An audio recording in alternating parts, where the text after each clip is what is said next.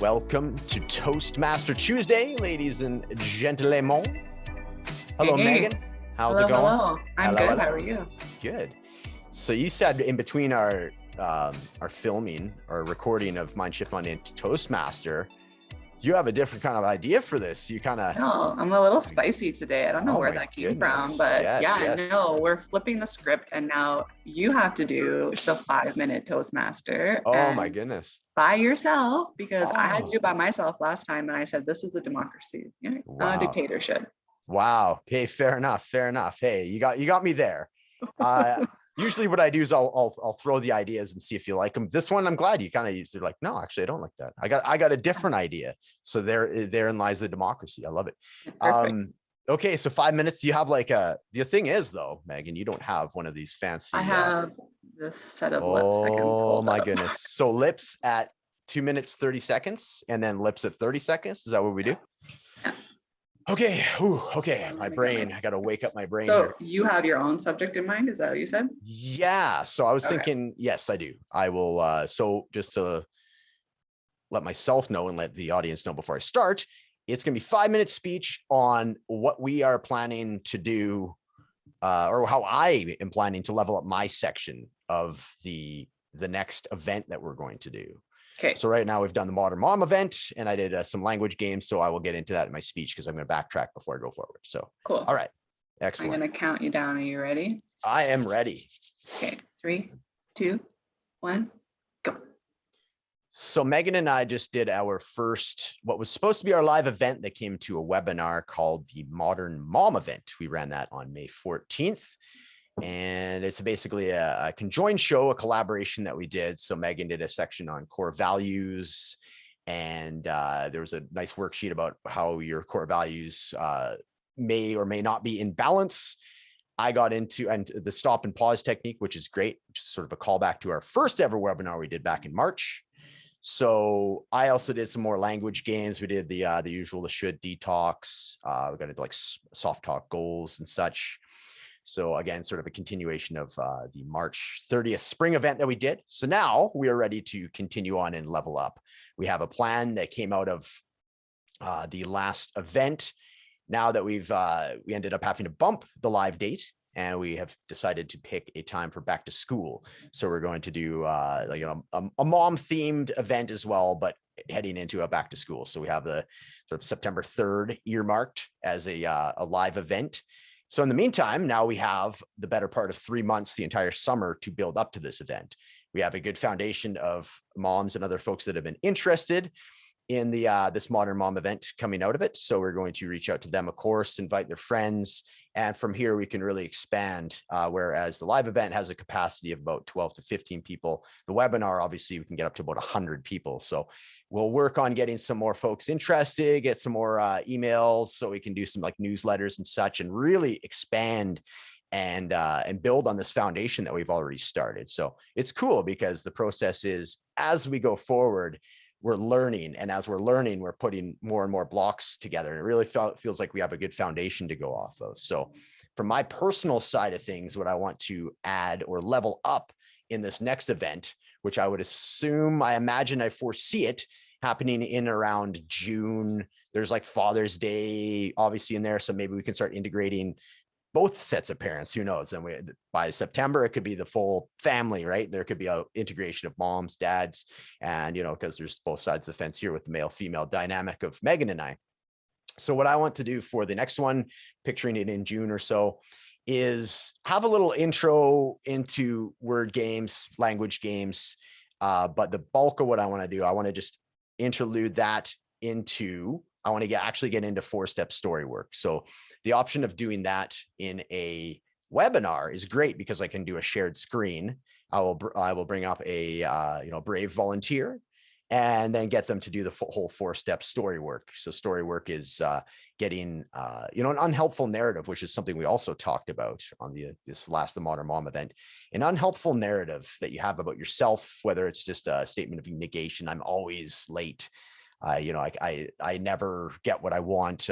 My dreams never get accomplished. Things of these natures that chances are deeply rooted inside you, and you often say to yourself, and I venture to guess are completely untrue.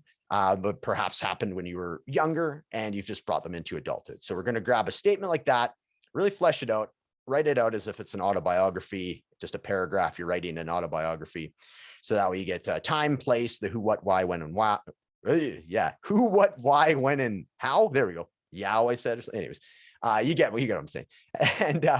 And then also some feelings attached to that. So the fact that you can flesh it out contextually, then there, within that, there's going to be some real stingers of sentences. And then that's what we're going to focus on. But what we're going to do is read it all out loud, because there's a very good chance that most people have not written their story out in this way. Even with journaling, it's very fragmented, and that's with the people that actually journal, which is not, again, a fairly small percentage of people. So I venture to guess whoever is coming up for this volunteer of story work who has not done this before. And so then they're going to read it out loud for everybody, which is a very brave thing to do. And, it really puts you into a very different headspace to read it out loud like that. And then we do a check-in with your feelings. So map it out in your body. I want to hear what it feels like in your body, so we can map out potential trigger zones, trigger areas.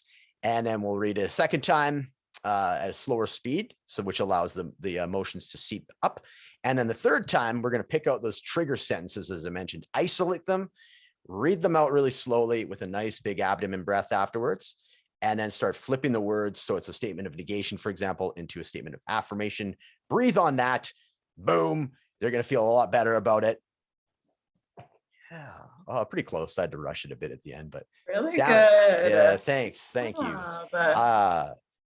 You've really worked on dropping the uhs. Did I? Okay. From the first time we've done it. Yeah, you do it way less. Okay, excellent. So I'm really making some gains there. Thank you. Thanks for acknowledging. Yeah. The only real botch, I had a couple ahs, but that's how I talk. So it's very challenging. It's like in the background, it's like this scanning thing, always just like, okay, don't say it, right? You could twitch, yeah. Yeah. And then the who, what, why, when, and wow or something. Well, they call it the W5s. It's not how, it's wow. Yeah. And then, just wrapping it up. I actually was able to finish right on a sentence. I still had another thought, but it was pretty damn close. So super good, yeah. So for me, let me know what it was for you, but like the first 2.5 minutes crept by. And then I was like, I kind of thought I had a feel for it. And then the second half of it went by so quick. So as soon as I had a frame of reference, it was like, right? So it was like, holy shit. And then when you give me 30, I'm like, whoa. It's hard to like shift gears. Yeah. Like at the 2:30 mark, it's like, okay, so I have to like start turning back home kind of, right? So that it doesn't feel like you're rushing the wrap up. But yeah, I feel like I'm pretty good at doing 3 minutes. Yeah. And you're like good doing 5 minutes, because I'm just such like a concise person. Yeah. Yeah, for sure. 5 is starting to get out there though. Like, in a month or so we could do, even try, because like what's a TED talk is usually like 12 minutes, right? So we're like halfway there already.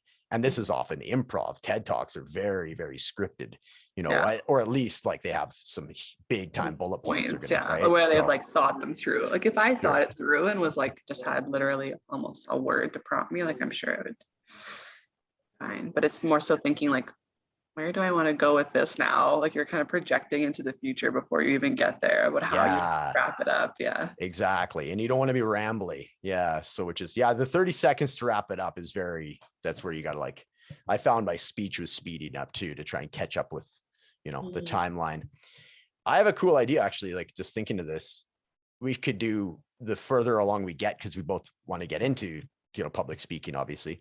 So doing something that's a little more like on one of these Tuesdays, we'll do like, again, to avoid copyright infringement, call it something like a TAD talk or something like that. With, like I said, the rad talk. Rad talk. They see now we're cooking the rad talk.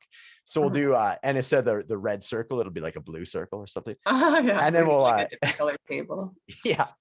And then we'll do, and then we'll just do like whatever, as scripted as we want it to be. Like 12-minute presentations. I think we should work our way up. Maybe go from like 5 to 7, 9 to 12. Yeah, to 12. And then by the time we can do 12, we can start like putting our hand up for TED Talks.